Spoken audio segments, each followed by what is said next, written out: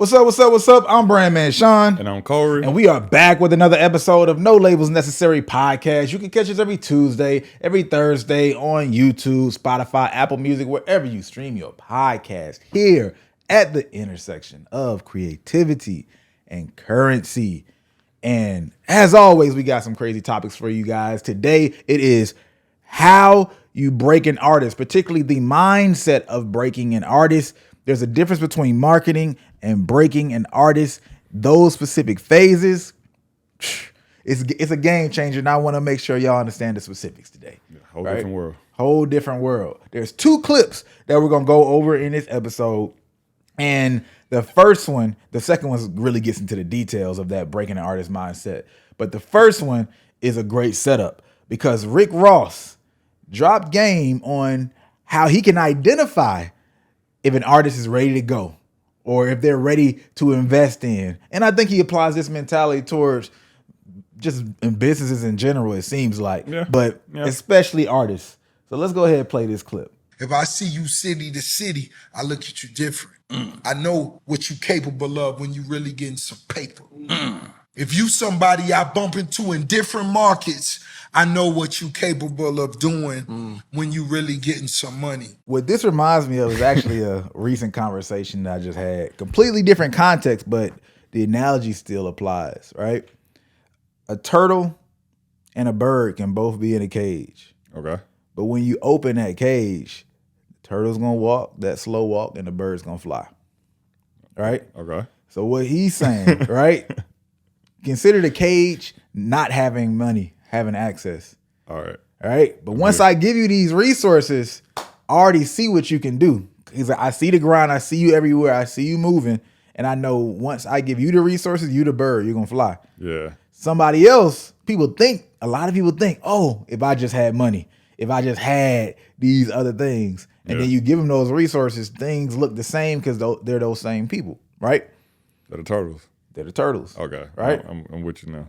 And there it is. That's all I think when I see that, man. It's just about an environment and knowing are you maxing out your current environment? Because if you aren't maxing out your current environment, how can I expect you to max out the next one? Yeah, I get it. And it's a very real music industry mindset. And what I think it comes from is the respect for resilience. You know what I'm saying? It's like, hey, man, I know that moving around in this industry where you probably ain't making a lot of money, but you got to go to LA, you got to go to New York, you got to go to Atlanta, you got to go to all these different places. And I keep seeing you there, or maybe not keep, but I see you here in these spaces. That lets me know that either A, things are at least okay enough on your end, right? Or B, you are figuring it out. Two things that I want to see, or most people want to see with the people they work with, right? Either you have the ability to do it, or you know how to figure it out. You know what I'm saying? Like, either way, you cool. So, yeah, I get it. You know what I'm saying? And, I mean, that's kind of one of the things that hurts, I think, a lot of artists today about being homebodies, right? Like, it's like, yeah, technically from a work perspective, maybe you can optimize, get more done. You know, you don't have to leave the house to do stuff. But then you lose out on stuff like this. And like, there's people who literally would be like, man, I saw you in Atlanta, and then I seen you again 3 weeks later in LA randomly at like a house party or something. Now I'm gonna give you an opportunity. Like, you miss out on that when you don't leave the house and leave where you're at, you know? Because you know what? I'm gonna play this next clip where the breakdown is really about to occur. Okay. When we talking about breaking an artist, this clip will give you 3 things that you need to do or be aware of when you're in the process of breaking an artist, or if you are the artist, breaking yourself. Business is business. You need to touch people at least 7 to 8 times to get them to buy it. Right there. Gem number 1. You need people to see you over and over again, touch and feel over and over again. Rick Ross just said this without even saying this. Yeah. He got sold himself. He basically said, you sell me if I see you everywhere I go. Yeah. Multiple times. Not just one time, multiple times. And the huge part of breaking an artist, right? And you'll see as we talk deeper into it, is not just about your fans. You're really breaking yourself and giving an impression to the fans, the industry at large, right? And your peers. Everybody is seeing this motion, and you're selling everybody by popping up again and again and again. To the fans, you're becoming, oh, this artist that we really want to listen to at this level, and there's so many of us, we want to see you at shows, we love you, right? To your peers, we become, oh man, I see what they're doing. I respect what they're doing. I like what they're doing. Actually, I want to capitalize. How can I get in on that? And how can I get in on that shit, right? So now you become an opportunity on that side, not even in a negative way, but people just realize, oh, there's leverage in working with you. A bigger artist might say, oh, that's the person on the come up. It might make me look cool, right? Or like, I know what's going on. An artist that's already on your level, like, hey, let me hop on this train so I can get some visibility on the way up. Your peers are also being sold. And then the industry is being sold. Ooh, how can we invest? How can we get to the table before this other label gets to the table, or whatever the types of investment happen? There's 3 people or 3 stakeholders that are being sold, at least when you start to break as an artist. So it's not just TikTok. We still go to radio. We still got T-shirts and merch, and we still touching down in the 3 city records and going top 40 right now. Yeah, like we still in people's faces, and like we just don't rely on TikTok to sell the record. Like, here goes the other thing. You don't allow the platforms or wait on the platform itself to sell the record. You can't wait on TikTok to blow the record up all the way. You can't wait on Instagram to blow the record up all the way. People out here complaining, oh man, like TikTok isn't breaking records. TikTok is going to create the spark. Like we had a moment in history where things were crazy, like unprecedented, where you could just throw shit into the hit machine and a hit come out almost. Yeah. Now, okay, we back to the basics, right? It's still easier to get a hit, but now you got to have some strategy. You got to know what you're doing. And what does that look like? You don't rely on the platform to blow you up. You allow that platform to create a spark, but you are in charge of if that shit actually spreads to Instagram or not, whether it goes to YouTube or not, the merch and all those things he just touched here, whether it translates to the world or not. That's your job, your team's job. Yeah, exactly. That's the biggest thing I got, right? It's like, yo, we don't wait to make it real. Like we take it to the things in real life that make it a what am I looking for? A no longer just an internet thing, right? Which is what a lot of artists kind of fall short when they have these viral moments and things, to the point of breaking is it never really leaves the internet. You know what I'm saying? So as much as we see it, as big as it feels like in that bubble, there's never any like real life evidence that this moment is as big as it looks on the internet. And people pick up on that, and they eventually, I think, lose faith because of it. So like he's saying, it's like, yo, like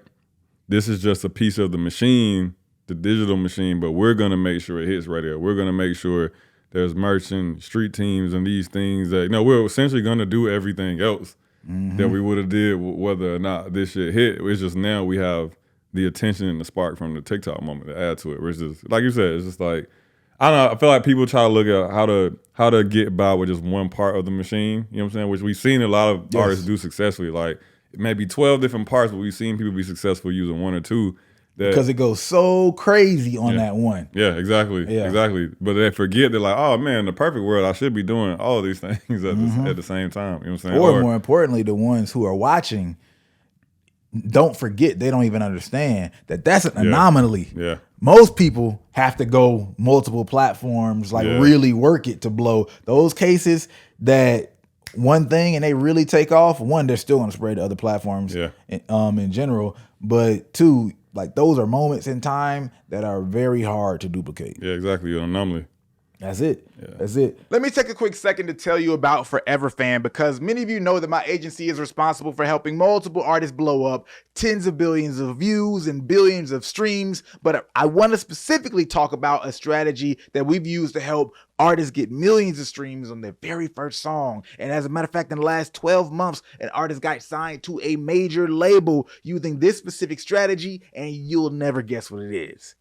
Pre-saves. Yeah, that's right. Pre-saves. They're extremely powerful when you do them correctly, but most people don't understand how to do it. See, the problem becomes when you put all this effort for this pre-save campaign, and then the song finally comes out, and then what happens after that? Nothing. You're starting from ground zero again because you're not about to ask people to pre-save every single time you drop a song. So I'm here to put you on to our solution for that, which is Forever Fan, a platform that removes this massive pain for artists by making it so when a fan pre-saves one of your songs, they automatically pre-save every single song that you drop after that. So your work doesn't just create a one-time fan of a single song, it creates a forever fan. And you can take advantage of this same solution. Go to foreverfanmusic.com so that you can get more streams and a deeper relationship with your fans for the same amount of effort. Foreverfanmusic.com. Check it out now. Let's see what else he got. We're actually touching the people and making it visible. So people are like, oh, okay, yeah, okay, all right. I heard, I saw this, I heard this. Like, take an example. Right now, we got one of the biggest records in the country. The J.K. Mack No Love record has got the big dance that everybody's doing. But like, what we did was we were very, very, very, very smart because we made sure that the girl that created the dance was in the video. Nice. Which was another point for people to be like, oh, I like this kid because he's smart and he likes influencers. Because there's so many records where the influencer never made it to the video or never got a chance to, you know what I'm saying, good customer service. That part's huge, man. I love that word, customer service. Exactly. This is reminding the artist that you are doing a service, right, to the audience. A lot of times it's like, hey, come listen to me, check my stuff out. But it's like all of this is a customer service business. When you say it's a people business, all right, everybody knows the music industry is a people business, right? Relationships business. Yeah. Well, customer service is essentially a better way to even streamline that of saying, hey, it's not just people, but you have to figure out how to serve people. We go back to the stakeholders, which is why this is so important. He just said influencers haven't been getting their love in some music videos, right? It's like, I came up with a dance, I got this thing popping, you showed me no love. This is his way of saying, hey, man, like, appreciate it, right? Yep. We're going to show you some love. We're going to give you some clout. What was the term that you used? Social currency, you know, or I don't know. Maybe it was like compensated with clout or something, whatever. It was a little alliteration that you said earlier, but I forgot what it was. But the fact that if an influencer gets my song popping, there's more than one reason that I need to figure out some way to acknowledge them. And I just alluded to it when I said you got 3 different type of people that you got to sell. One, if I put this influencer in my video, right, or I show them some type of love, it shows me as one, an appreciative person to that particular influencer, right? Great. But, oh, man, like that influencer is nobody. What does that mean? I don't care. Well, that's when you look at the bigger picture. Today, more than any day, people are looking at whether they like somebody or not as a whole, right? People are investing in brands and using brands that are lower quality just because it matches their identity and how they like how people move, right? Or I don't like that brand because I don't like who that person is as a person. So your fans and the culture is looking at like, oh, how does he treat people? Or how does she treat people? Like, oh, this influencer popped this person off and he didn't put them in the video. Oh, does he not like something about that type of person and whatever their identity is? We've seen that in certain videos, right? Where the track star video was a big moment like that, right? Oh yeah, I forgot about that. Was a huge moment like that, where it's like, oh, okay, man, you got any problem with, you know, dude's orientation or how he moves? So now you get all these other assumptions, and now you're either selling to one specific audience or not selling to another audience, or you're cutting everybody out. But these decisions are the PR that's happening by how you treat the influencers and people that have started to get your shit moving, right? Yeah. That's the customer service of it all. So a lot of artists aren't thinking about that. But again, as you are breaking, that period is literally the period when you're winning everybody's hearts. Right? When you think about, oh, Cardi B's on the rise, it's not just, oh, this song is popping. When Cardi B is on the rise, when the artist is breaking, then you're making people have a decision and thought about how they think about you. You know what I'm saying? Like, oh, Cardi B's so funny. Or, oh, man, she's so real and transparent. Or who else has been somebody like on the rise and going through that breaking period? Ice Spice. What would you say the conversation has been about Ice Spice as somebody who like broke last year? Like while she was breaking? Yeah, like while she was breaking, when they started to make some sort of impression beyond the music. I think the first impression I became aware of was her being a bad performer, and then it started like, oh, is she gonna last long? You know, because I think like her first show ever was a Rolling Loud show or something. See, that's different though. That's the more artist specific. I'm talking about even the winning their hearts. The winning their hearts is more like, you know how they talk about this pretty privilege type of shit. Yeah. That was like a conversation around Ice Spice, but then it also got negated in some ways because I've seen conversations saying Ice Spice is like, she's nice and cool and she respects other women and things like that. That's what I'm talking about. So that to me didn't really start. It's probably about 5 or 6 months into it when she started talking more. Like she started doing more interviews. She started, you know what I'm saying, being a little bit more vocal. Yep. And then she had enough time to be unproblematic because then you look at that stuff and you think like, man, she hasn't done anything in the last 6 months. That's the word. Yeah, like she hasn't like talked shit about anybody or beefed. Like, you know what I'm saying? You can reflect and like, man, she is pretty cool. So I would say, yeah, probably about like 6 months in. But that to me changed the first narrative, which the first narrative was like, oh, is she gonna last long? She's not a great performer. She got one song, blah, blah. And then it was like, oh, she's cool. You know what I'm saying? Like, she's cool, she's nice. You know what I'm saying? Like, that's when you start to break. When people say, oh, you cool in some form of fashion, where they have more of a personality connection with you beyond the music itself.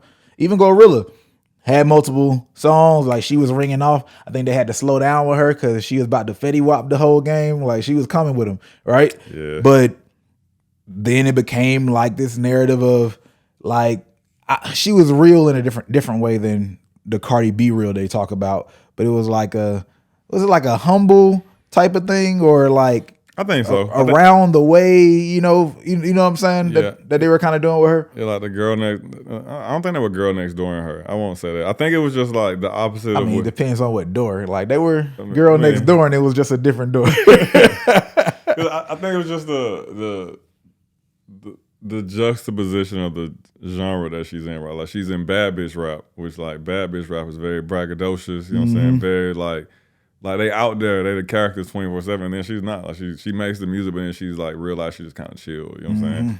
Like even like the interviews and stuff I've seen her do with streamers like Kai Cenat and all those people. So she always just like chill. You know what I'm saying? Very like low key, quiet. You know what I'm saying? Yeah. So it's like, man, you can't help but like not like her. And I think what also helped her, which we haven't talked about in a minute, but you know we was on it pretty heavy, is whoever started running her meme strategy. That completely flipped everything for her. You know what I'm saying? It was like, say it specifically. Go ahead and put it out there. So there, I don't want to say was a point because I still do it every now and again now, but like you can tell that whoever her marketing team is has really good relationships with meme pages.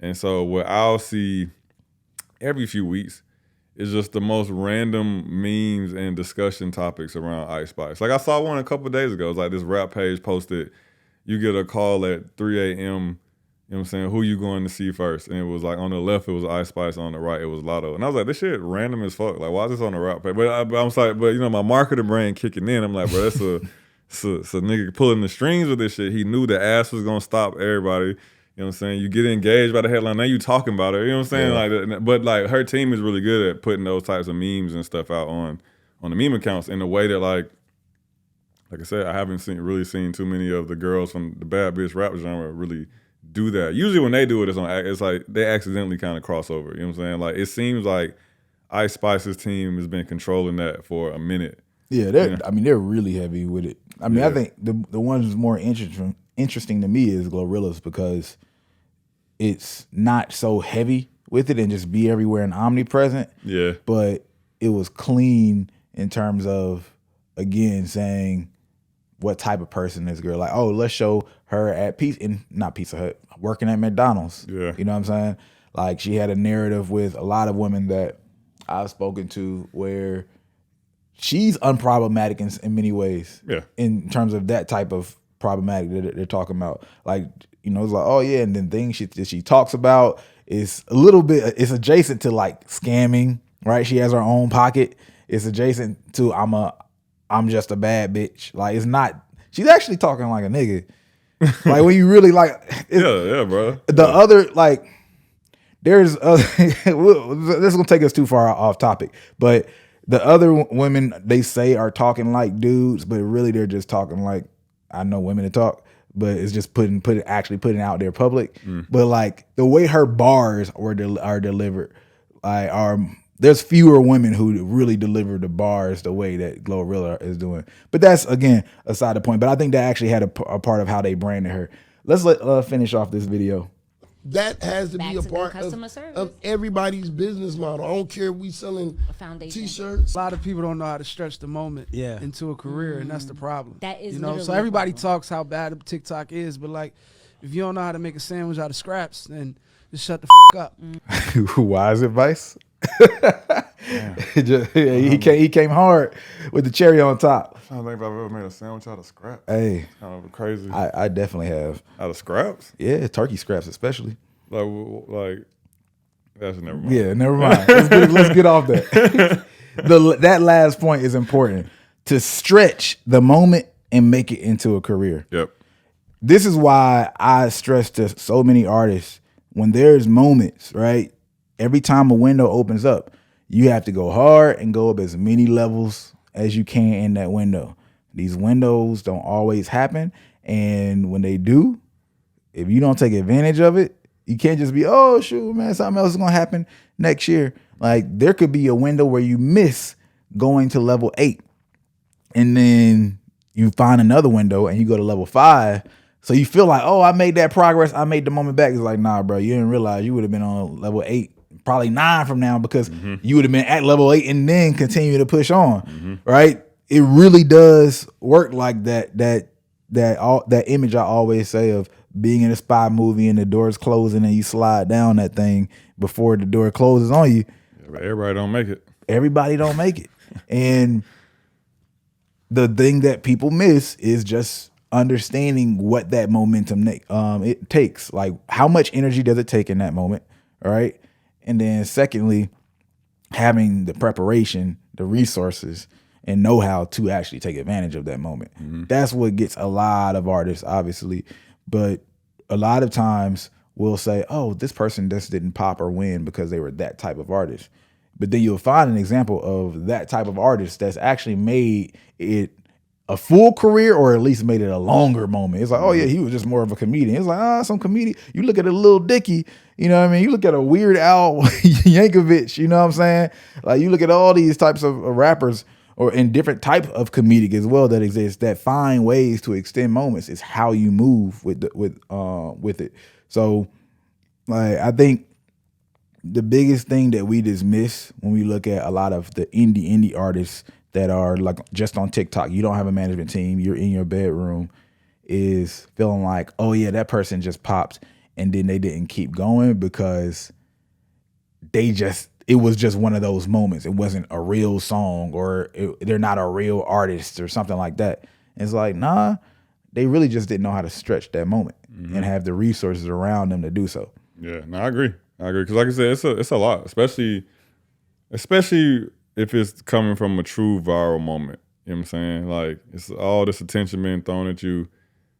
You went from being this artist where, you know, more than likely no one was talking to you as much, but now all these people got advice for you. You know, so I get it. You know what I'm saying? It'd be a lot happening. Yeah. It's a lot that happens, but that's why I like the point that he made earlier about, you know, still getting outside and touching the people, because that's personally how I feel like when an artist catches a viral moment. I like, you need to flip this into opportunities that allow you to get outside as fast as possible, right? Like, you want to get that booking agent that can help you get on festivals, now is the time to start finding those people. You know what I'm saying? You want to possibly do some collabs with some artists or get in some studio sessions, now is the time to do it. You know what I'm saying? So I think we always talk about capitalizing on viral moments from a sense of the internet and the music, which, you know, I think we've done a good job at talking about, and even in previous videos, right? Like, here's how you can kind of extend these moments.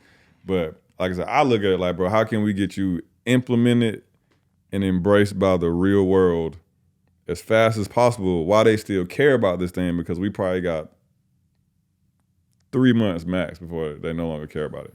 You know, because even if we look at someone like the Glorillaz and Ice Spices, like, you could literally see them doing things like every 3 or 4 months, so to extend. You gotta give them something else to care about. Yeah, exactly. Yep. Keep extending the conversation. So it's like, you look back and it's like, oh, it took us 5 3-month extensions, which is usually about how long it takes. No, that's about 1.5 years, 2 years. And now they're like here. You know what I'm saying? They're solidified. So that says to me, to the, you know, the artists that's kind of coming through the notches, is like, you know, like, oh, my song went viral in January. It's June and I'm still here. I should be good. It's like, no, bro, you still new. You know what I'm saying? You still, the window of opportunity is still there in a sense. It may be shrinking a little bit slower, but it's still shrinking. You know what I'm saying? Yeah. Like you have to keep kind of prying it open, pushing it open, walking back and through. It starts to close, and you push it back open, right? Until eventually it just stays. You know what I'm saying? Like we've seen with like a Cardi B or other viral acts that are now, we look back 3, 4, 5 years later and they're solidified now. Like I don't ever feel like Cardi B is gonna fall off. You know what I'm saying? Nah. Like I don't ever feel like who's another. I mean, we just having a conversation about Oliver Tree, bro. Like I was talking about, like Oliver Tree and Young Gravy and all them were meme rappers so long ago, and they kept opening the door, bro. And like now they're not going anywhere. You know what I'm saying? Like they're never falling off, bro. So it's like No, you can at this point, once people hit that level, they can fall back, but they're not gonna fall off. Exactly. So people might say, "Oh, I think they fell off because I haven't seen them." But it's like, nah, they specifically fell back. Yeah. So, nah, man, what I think this comes down to is there's the mountain, right? This success mountain. This mountain represents a certain level because there's higher and higher mountains you can climb. Once you pop, right, you're able to get to a certain mountain, right? Now, one, do you put in the energy to get up that mountain though? Do you run long enough, right? Or do you have enough gas in the tank to get to the top of that mountain? It takes time. But then once you're at the top of that mountain, do you have the foundation to stay there? Because that becomes the difference between the people who are living on that mountain and the people who are just renting. You see some of those people, oh, they're up there for a minute. They done scammed or they done like just luckily found their way up in the building. And it looks mixy. You like, oh man, this person doesn't even belong to be up there. Or how this person get up there. Given enough time, those renters, you know what I mean? When those prices rise, they're like, ah, man, okay, let me just go buy me a house where I can afford one. You know what I'm saying? This too much damn money in rent. And then you start seeing the people who really live on that mountain. So that's the decision that you have to make. It's like, am I going to continue to put up that effort beyond what I see so I can be certain? And the best practice I always see is really, this is that shoot for the moon and land amongst the stars type of mentality. Because when you're first coming up, and especially if you don't have anybody like really seasoned on your team, you really don't fucking know. Yeah. So all you can do is like, I'm locked in. I'm gonna keep going, because I don't know where to stop to ensure I'm where I need to be. And you kind of gotta just leave it at that. And not let the advisor or your life situation help you figure out that last detail on when you actually do. Yeah, man. A wise man once said, the good news is you came a long way. The bad news is you went the wrong way. Who said that shit, bro? I don't even heard that one before. What, bro? J. Cole, bro. I have not heard that one. Really? I have not heard that J. Cole song, bro. That's crazy, bro. Y'all, please roast him in the comments. Hey, man, crazy. Look, man. Nah, bro, you deserve to be shamed for that. Nah, bro. Nah. Hey, I stopped listening to J. Cole word for word after a certain year, but that's a whole other conversation. Oh, my God, bro. But yeah, man, to me, that's the bigger point is like, I don't know. I don't know how, it's always hard to give advice around it because it's such a viral moment is such in the moment thing. Like there's so much being thrown at people depending on what their resources are and how close to the bottom they were when they went viral can determine so many things. You know what I'm saying? Like a artist that's been building for 5 years that went viral is much different than an artist that been building for 6 months and went That's viral. Talk foundation. Yeah. I don't want to even extend the conversation far, so I'll just let this be an example of what you just said. Doja Cat's "Bitch, I'm a Cow" was a viral moment on the foundation of a career that already had been around for about 4 or 5 years. Already had some little bit of peaks and plateaus. Perfect example of that.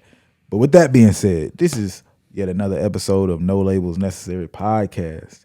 I'm Brandman Sean. Oh, hold up. Make sure you subscribe, by the way. I'm Brandman Sean. I'm Corey.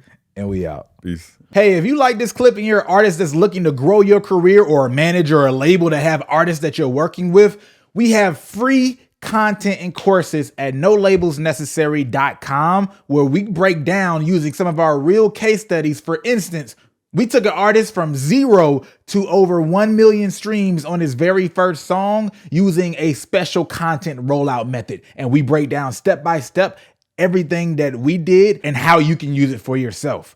Check out nolabelsnecessary.com. If you'd like to get access to that, ask us questions directly and see how we've helped artists grow to millions of streams from ground zero. Again, that's nolabelsnecessary.com. And if you're watching this on YouTube, there should be a link in the description below. See you next video.